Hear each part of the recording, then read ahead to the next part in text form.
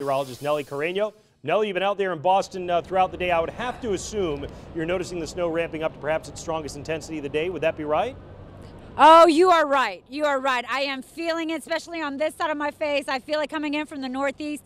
The wind has certainly picked up in the last about half hour or so.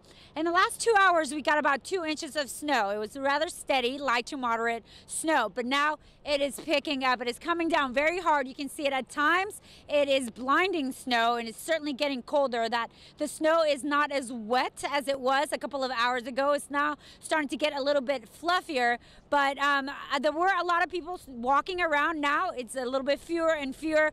And you can see here behind me, I'm in Copley Square. That's Dartmouth Avenue. The snow drifts are getting larger and larger, and no vehicles are really going by. They're not emergency vehicles. We have a lot of police officers walking around. They're even checking up on us, making sure that we are doing okay, because they know that the situation is starting to get more dangerous by the minute. Now, we know that we're about 1/3 of the way into this storm, and of course, the first third was the easiest, you could say. Now it's starting to get rough out here. Now it's starting to be where if you didn't listen before and you were out here maybe sledding or skiing or whatever you were doing, this is the time to get back in, because as you can see here, it's getting to where it's dangerous, and not only because of the wind coming in, the snow is really coming down hard. I went over to the CBS. The CBS behind me, if you can believe it, is still open. It closes at 10 o'clock. There's one worker in there, but there's been a couple of people going in and out, just getting, you can see one guy that's just walking along right now, trying to hail a cab. I don't know how much luck he's going to have with that, but there's been a couple of people walking in and out. I asked them what they were doing out, and they said, well, I forgot the milk. And if I show up at home without the milk, the wife will not be happy. So that's probably the only person that I've seen in there.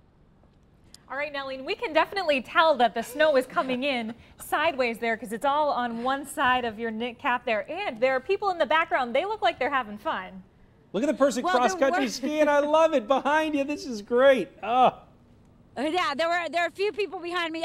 Yes, he was skiing. He's from Utah, so he understands this type of snow. I believe the police have approached him a couple times and asked him to cut it out. So I think he probably will be heading home soon. The people that were enjoying, there were some kids out here making snowballs, and everything was fun until recently. Things are no longer fun out here, and I can tell you that firsthand.